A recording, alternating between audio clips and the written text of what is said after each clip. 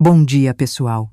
Meu nome é Terezinha, tenho 87 anos e nasci numa cidadezinha do interior de Minas Gerais, lá em 1938.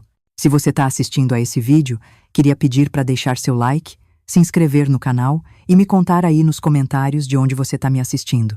É muito bom poder compartilhar minha história com tanta gente diferente. A história que eu vou contar hoje é uma coisa que eu carreguei em silêncio por muitos anos. Não era algo que se falava naquela época, sabe? Principalmente em cidade pequena como a nossa, onde todo mundo se conhecia e as aparências valiam mais que a verdade. Em 1954, eu tinha só 16 aninhos quando me casei com o Valdir. Ele era um rapaz trabalhador, gente boa, filho de um comerciante pequeno lá da cidade. Logo depois do casamento, comecei a sentir uns incômodos, umas dores que eu não sabia explicar. Minha mãe dizia que era normal, coisa de mulher casada no início, mas as dores só pioravam. Depois de uma semana sem melhorar, o Valdir me levou no único médico da cidade, o Dr. Renato Magalhães. Ele era um homem de quase 50 anos, formado na capital, que tinha chegado na nossa cidade uns 10 anos antes. Nossa, todo mundo respeitava ele demais. Era quase um santo para muita gente, principalmente para as famílias mais ricas da região. Afinal, ele tinha salvado muitas vidas e atendia até de madrugada se precisasse.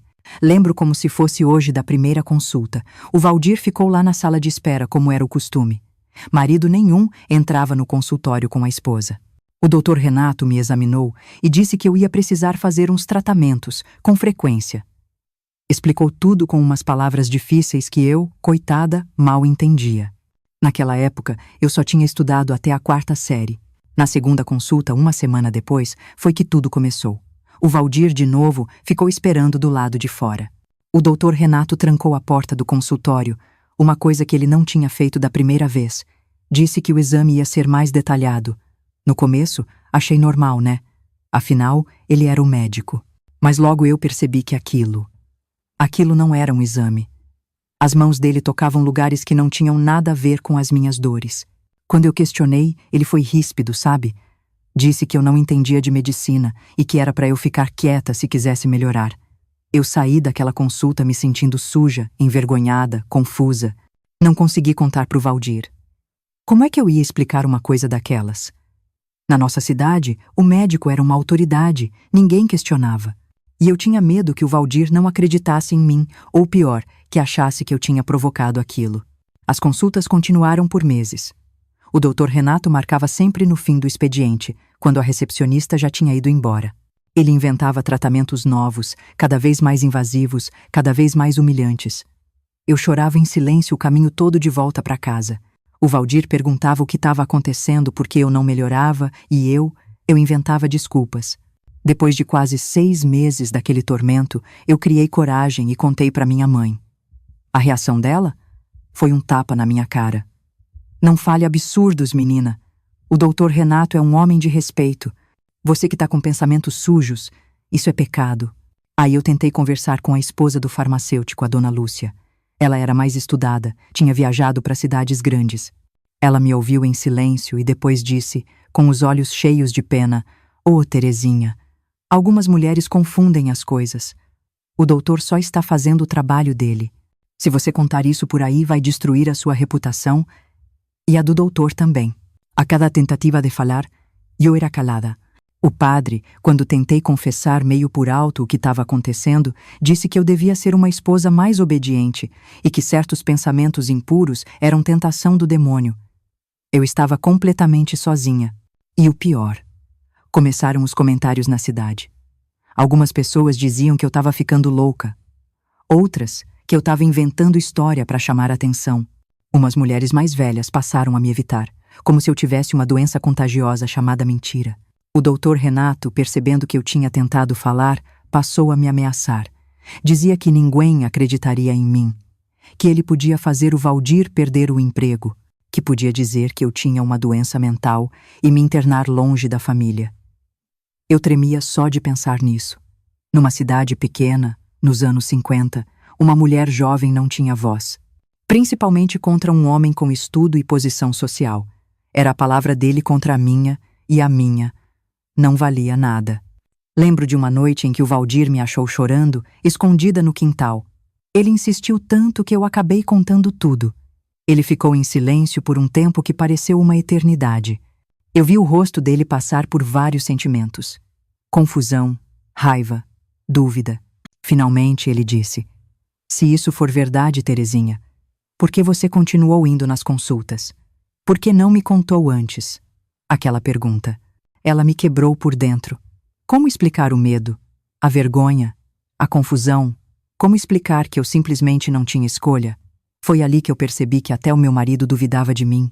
Nos dias seguintes, o Valdir ficou distante. Mais tarde, eu descobri que ele foi conversar com o pai dele, que o aconselhou a controlar melhor a esposa. Segundo meu sogro, algumas mulheres criavam fantasias quando ficavam muito tempo sem ter filhos. O pesadelo só continuava. Os abusos, o silêncio, as lágrimas escondidas. Eu estava presa. Foi num domingo de maio de 1955 que a minha vida começou a mudar. Eu lembro direitinho, porque era Dia das Mães. E mesmo sem ter filhos, o Valdir tinha me dado um brochezinho de flor que eu guardo até hoje. A gente estava voltando da missa quando eu vi a Fabiana, filha do seu Zé da Vendinha, chorando abraçada com a mãe na praça. Ela tinha 15 anos.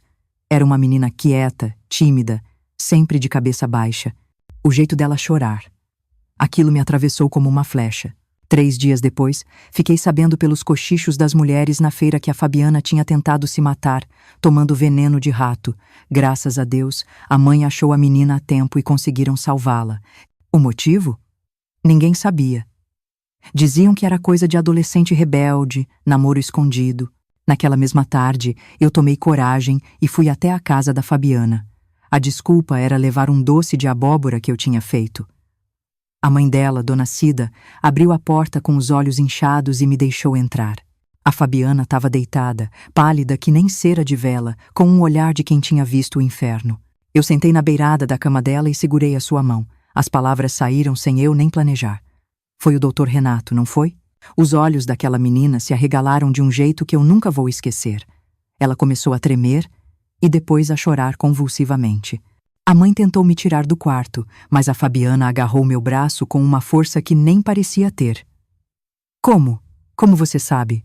Ela perguntou entre os soluços. Naquele momento alguma coisa quebrou dentro de mim. Não era só comigo. Existiam outras. Contei para Fabiana e para a mãe dela tudo o que tinha acontecido. Pela primeira vez, alguém acreditou em mim, sem hesitar. Dona Cida caiu sentada na cadeira, cobrindo a boca com as mãos. Ele disse que só estava me examinando. Que era normal, que eu estava doente e precisava do tratamento especial dele, contou a Fabiana, baixinho. Quando eu descobri que ele tinha. Eu não podia contar para ninguém. Quem ia acreditar em mim contra o Dr. Renato? A Fabiana estava grávida, aos 15 anos. Grávida do médico que deveria cuidar dela. A notícia era terrível demais, por isso ela tentou se matar. Dona Cida, entre lágrimas, me contou que a filha tinha ido ao consultório por causa de umas dores de cabeça fortes. Depois da terceira consulta, ela começou a mudar, a ficar calada, a não querer mais sair de casa. Eu saí de lá determinada. Eu não podia mais ficar quieta, sabendo que outras meninas e mulheres estavam passando pelo mesmo. A questão era: como enfrentar um homem tão poderoso numa cidade onde a gente não tinha voz? O primeiro passo foi falar com o Valdir de novo. Dessa vez eu não chorei. Contei tudo de forma clara, inclusive sobre a Fabiana. Eu vi nos olhos dele que finalmente a ficha tinha caído. Ele ficou tão furioso que queria ir atrás do médico naquela mesma noite, mas eu consegui acalmar ele. A gente precisava ser esperto, não impulsivo. Começamos um trabalho de formiguinha. Eu e a Dona Cida, a gente conversava discretamente com outras mulheres da cidade. No começo, todas negavam ou se afastavam, com medo. Mas aos poucos, uma aqui, outra ali, começava a confirmar baixinho que sim. Também tinha passado por coisas estranhas no consultório do Dr. Renato. Em menos de um mês, descobrimos 7 mulheres que tinham sido abusadas. Uma delas era a própria esposa do prefeito, Dona Helena. Ela nos contou, aos prantos, que sofria calada há anos, com medo do escândalo e da vergonha. Isso foi crucial para nossa estratégia. O Valdir, meu marido, conseguiu convencer o seu Joca, dono do armazém e muito respeitado na cidade, de que algo precisava ser feito. Seu Joca tinha 3 filhas e ficou horrorizado com as histórias.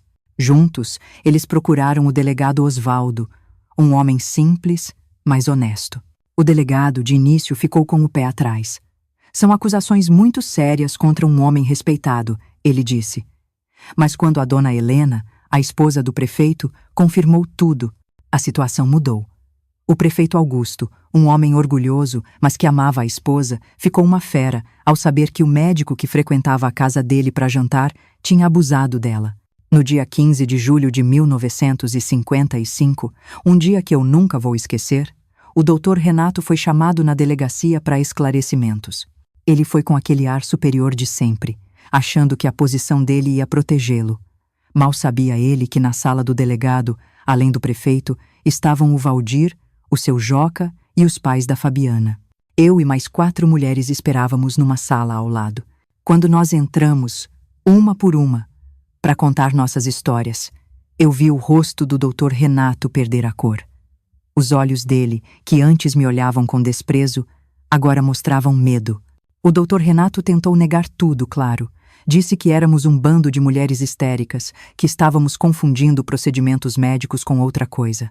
Chegou a insinuar que a Fabiana tinha se oferecido para ele. Foi nesse momento que a dona Helena, a esposa do prefeito, entrou na sala. Ela trazia um diário, onde tinha anotado datas, horas e detalhes de cada abuso. Ela guardou aquilo em segredo por 5 anos. O diário tinha detalhes que só quem passou por aquilo poderia saber. O delegado Osvaldo, depois de ouvir todo mundo, prendeu o doutor Renato. Foi um choque para a cidade inteira. Muitos ainda não acreditavam na gente. Alguns homens diziam que tínhamos armado tudo para prejudicar o pobre médico. Algumas mulheres nos olhavam com desconfiança ou pena. Os dias seguintes foram difíceis. As investigações continuaram e mais 3 mulheres apareceram. Uma delas, Dona Lúcia, tinha sido abusada 10 anos antes, quando o médico mal tinha chegado na cidade. Ela nunca tinha contado para ninguém. O doutor Renato foi levado para a cadeia da capital para esperar o julgamento. Lá, descobriram que ele não era médico de verdade. Tinha estudado só 2 anos e falsificado o diploma. Antes da nossa cidade, ele tinha passado por outras 3 cidadezinhas, sempre saindo às pressas. Para Fabiana e para a família dela, a situação era muito difícil. Ela ainda estava grávida, e numa cidade pequena nos anos 50, moça solteira grávida era uma vergonha. Mesmo sabendo que ela era a vítima, muita gente fazia comentários cruéis. O pai dela chegou a pensar em mandar a menina para longe, para ter o bebê e dar para adoção. Foi aí que eu tive a ideia que mudou minha vida para sempre. Propus para o Valdir que a gente se mudasse para a capital. Ele podia procurar trabalho lá, eu cuidaria da Fabiana na gravidez e depois ajudaria a criar o bebê. A Fabiana podia estudar, que era o sonho dela. O Valdir, de primeira, ficou meio assim de deixar nossa cidade, mas acabou concordando. Os pais da Fabiana, depois de muita conversa, também aceitaram. Era a chance da filha deles recomeçar, longe dos olhares de julgamento. Em setembro de 1955, partimos para a capital. Eu, o Valdir e a Fabiana, carregando pouca coisa e muitos sonhos. Deixamos para trás uma cidade dividida. O doutor Renato foi julgado em dezembro e condenado a 12 anos de prisão. Uma carta da dona Helena nos contou a notícia. Segundo ela, depois que a gente saiu, outras mulheres criaram coragem. No total, foram 23 vítimas identificadas. A mais nova tinha só 13 anos. Aquilo confirmou que a gente fez a coisa certa. Tínhamos quebrado o silêncio. Na capital, a gente começou do zero. Valdir arrumou um bico numa fábrica de móveis. Alugamos uma casinha simples na periferia, onde ninguém conhecia a gente. Em fevereiro de 1956, a Fabiana deu à luz uma menina linda que chamou de Vitória, um nome que era tudo que a gente buscava. A vida na capital era uma loucura. Tudo grande, rápido, barulhento. No começo, senti uma saudade danada das coisas simples. Do sino da igreja, do cheiro de terra molhada. Mas, ao mesmo tempo, tinha uma liberdade que eu nunca tinha sentido. Nossa casinha era apertada, mas cheia de amor. Eu, o Valdir, a Fabiana e a pequena Vitória. Uma família diferente, mas uma família. Aos poucos, a Fabiana foi superando o trauma. Voltou a sorrir. Em 1957, quando a Vitória fez 1 aninho, a Fabiana conseguiu terminar os estudos na escola noturna. De dia, trabalhava de balconista numa loja de tecidos. Eu cuidava da Vitória enquanto o Valdir trabalhava na fábrica, onde já tinha virado ajudante de marceneiro. Foi nessa época que eu comecei a perceber um dom que eu tinha. Eu sempre fui boa de cuidar de gente doente. Na roça, eu conhecia as ervas, os remédios caseiros que minha avó ensinou. Na vizinhança, quando uma criança ficava doente ou uma mulher tinha complicação na gravidez, o pessoal começou a me chamar. "Ô, Dona Terezinha, o menino da Marlene tá com febre alta de novo. Dona Terezinha, a Zefa tá com dor, o bebê quer vir antes da hora." E eu ia. Eu não era médica, nem enfermeira. Mas na periferia, onde o hospital era longe, meu conhecimento valia ouro. Em 1960, uma coisa mudou tudo. A Dona Cleide, nossa vizinha, entrou num trabalho de parto complicado. O bebê estava sentado. O marido dela correu para chamar uma ambulância, mas a gente sabia que ia demorar horas. Pedi água quente, lençol limpo e fiz o que eu sabia. Foram as 3 horas mais tensas da minha vida.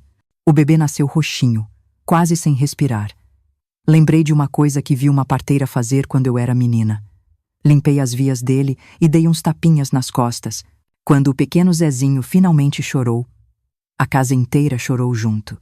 Uma semana depois, a irmã da Dona Cleide, que era enfermeira no Hospital Santa Rita, apareceu lá em casa.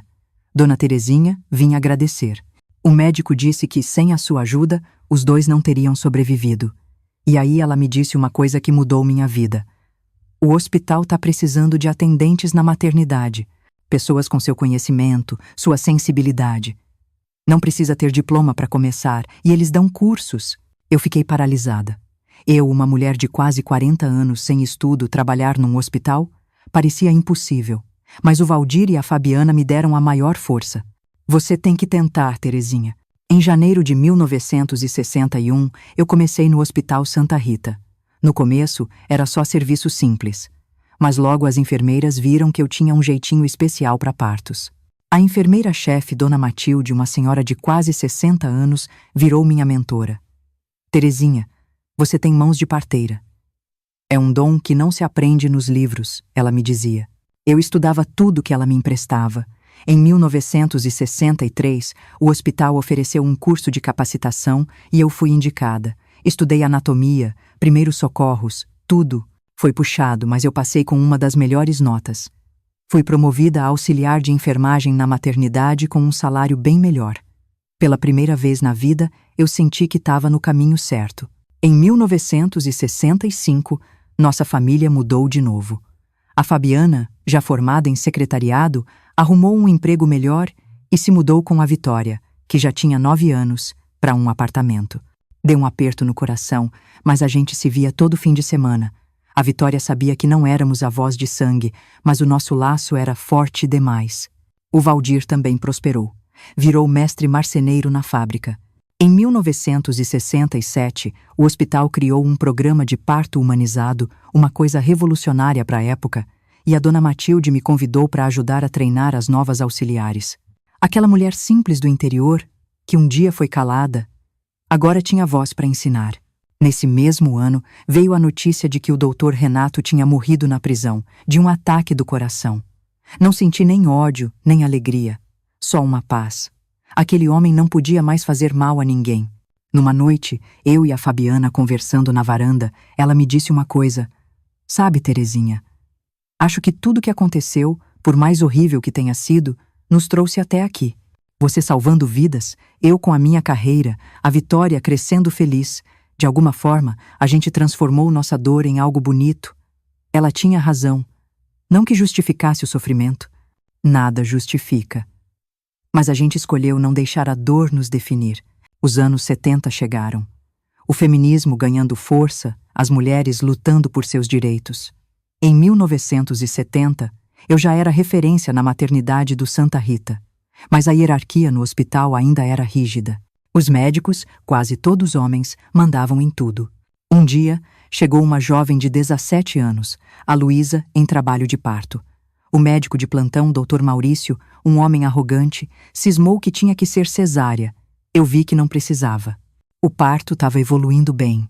"Doutor, o bebê está em posição correta, a dilatação está progredindo." Eu tentei argumentar. "Dona Terezinha, quem tem diploma aqui sou eu. A cesárea está marcada." Ele respondeu seco. A Luísa estava no quarto, chorando, com medo da cirurgia. Naquele momento algo se rebelou em mim. Lembrei de quando ninguém me ouvia. Luísa, você tem o direito de decidir sobre seu corpo, eu disse. Vou ficar do seu lado. Fui direto na dona Matilde, que agora era diretora da ala. Fomos juntas falar com o chefe da equipe médica. Depois de avaliar, ele concordou em esperar. O doutor Maurício ficou furioso. Na frente de todo mundo, ele apontou o dedo para mim. Você é só uma auxiliar. Da próxima vez que se meter no meu trabalho, vai ser demitida. Eu não abaixei a cabeça. O senhor pode ser médico, doutor Maurício, mas não é dono da paciente. Ela tem direito à informação e a decidir. 6 horas depois, o filho da Luísa nasceu. De parto normal, saudável. Aquele confronto me custou uma reclamação formal. Achei que ia ser demitida. Mas aí várias ex-pacientes, médicas e enfermeiras escreveram cartas em minha defesa. Na reunião da diretoria, o diretor clínico me perguntou: a senhora se arrepende do que fez? Não, doutor, não me arrependo, respondi com toda a firmeza. Me arrependeria se tivesse ficado calada. Para minha surpresa, o hospital não só me apoiou como me convidou para ser uma das coordenadoras do novo programa de parto humanizado. Em 1972, o programa começou e revolucionou o hospital. No mesmo ano, Dona Matilde se aposentou e eu fui convidada para ser a supervisora da maternidade. Em 1975, me convidaram para dar uma palestra num simpósio nacional. Eu morrendo de medo, mas o Valdir me acalmou. Vá lá e fale com o coração. Falei sobre ouvir a mulher, sobre o respeito. No final, o auditório inteiro me aplaudiu de pé.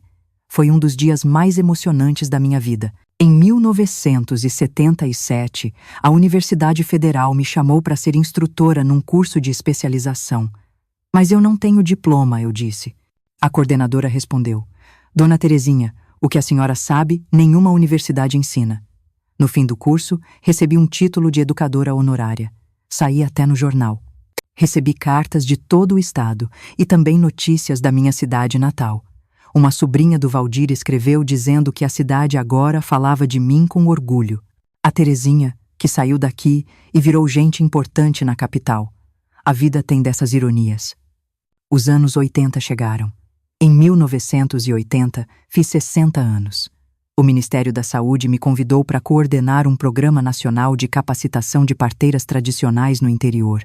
Era meu sonho. Viajei por esse Brasil afora, conhecendo comunidades ribeirinhas, quilombolas, indígenas, trocando saberes com mulheres incríveis, com uma sabedoria ancestral. Descobri que uma técnica que minha avó me ensinou veio da bisavó de uma parteira quilombola. O conhecimento viaja, conecta a gente. Em 1987, me aposentei do hospital para me dedicar só ao programa. Na minha despedida, a Vitória, filha da Fabiana, agora uma médica obstetra de 31 anos, me escreveu uma carta. Vovó Terezinha, cada vez que entro numa sala de parto, levo suas lições comigo. Você transformou sua dor em cura, e esse exemplo moldou quem eu sou. Ver a Vitória seguindo esse caminho foi fechar um ciclo perfeito. A dor tinha virado propósito. Em 1995, publiquei um livro, Mãos que Acolhem, com as memórias e saberes das parteiras. O livro virou referência nas faculdades. Hoje, olhando para trás, aos meus 87 anos, vejo uma vida muito diferente da que imaginei.